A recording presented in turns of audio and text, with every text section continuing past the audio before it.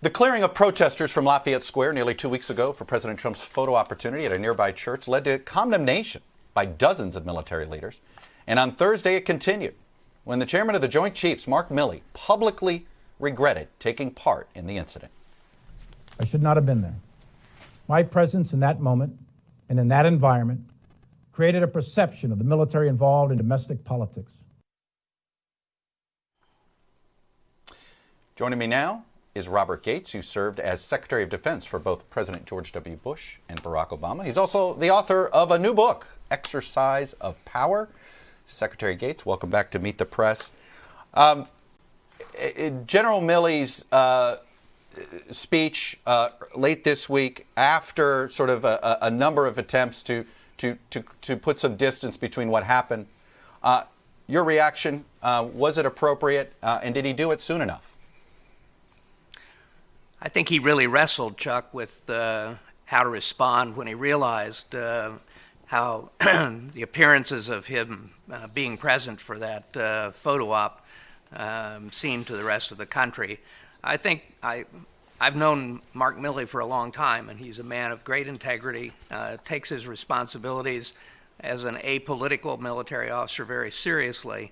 I think the important thing was that he made the statement, made it with all sincerity, and frankly, I think that plus his statement, written statement to senior commanders around the world about the apolitical nature of the American military sent a powerful signal and re-emphasized the importance of the military staying out of politics and frankly not getting used. You know, all the presidents that I worked for like to use the military as a prop. I think this president's probably taken that to a new level, but the military has to be very sensitive about being exploited in that way. You know, another aspect that's come under scrutiny with the military, on one hand, as an institution, it's an extraordinarily, it's perhaps more integrated than any other major institution in this country. And yet this week we just had the first ever military chief to be confirmed, to be head one of the military branches, be an African American. So how far behind do you think the military has been, at least on its upper levels? And why is that? You've seen it. What do you think that is? Is that a systemic racism issue? I don't know if it's systemic racism in the military. The military for a long time was out in front of the rest of the country when it came to integration and to offering opportunities for African Americans and other minorities. But I think one of the points that General Milley has made this week is that the military is going to have to pay more attention to how it moves officers, minority officers, into the most senior positions. There have always been individuals who have been successful. Colin Powell is chairman of the Joint Chiefs of Staff, General Lloyd Austin, who was the commander in Iraq while I was during part of the period when I was secretary. So there have been a number of African Americans, but as you point out, this is the first African American service chief. In all honesty, the first four-star woman was appointed while I was secretary, and that was pretty far into the process as well. So I think the military is really focused on now how more regularly minorities and particularly African Americans are moved into the most senior positions in the military. I'm curious of your take on the movement to change the names of those Southern military institutions, the banning of Confederate paraphernalia in the Marines. Are all of these things that you think are whose time has come?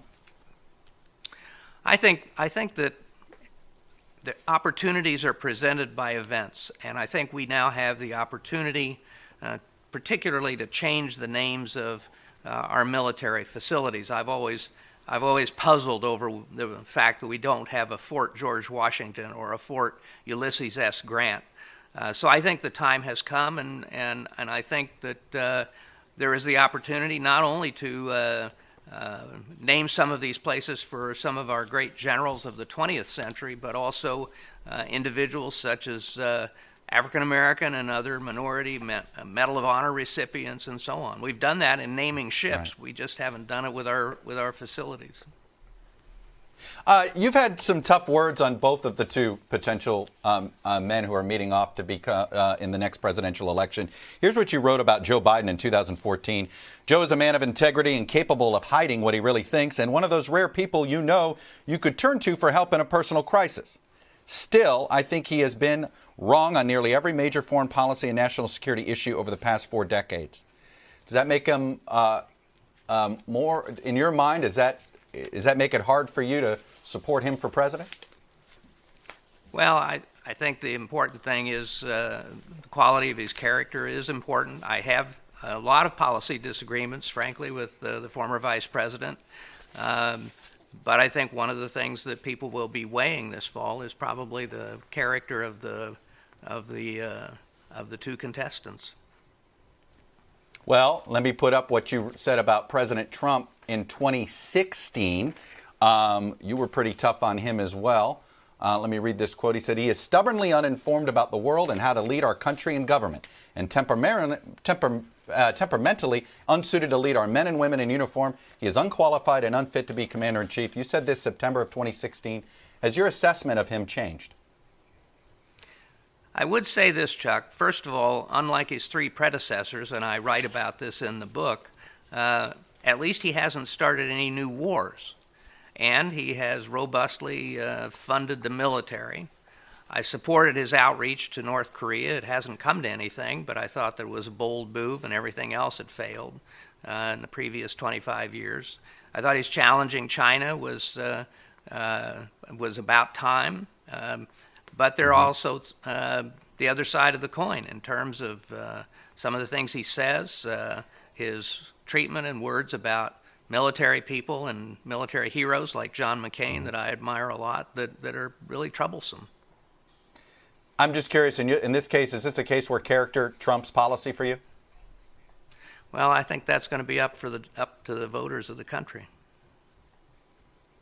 Secretary Gates, I'm going to leave it there. I'm glad you brought up North Korea. If I had more time, I was going to ask you about an interesting comment from your book about North Korea and about whether it is time for us to accept them as a nuclear power. Anyway, among the many interesting things you write about, I encourage folks to pick it up. Secretary Gates, thanks for coming on and sharing your perspective, sir. Thank you, Chuck. Hello from Washington. I'm Chuck Todd, and thanks for checking out the Meet the Press channel on YouTube. Click on the button down here to subscribe, and click over here to watch the latest interviews, highlights, and other digital exclusives.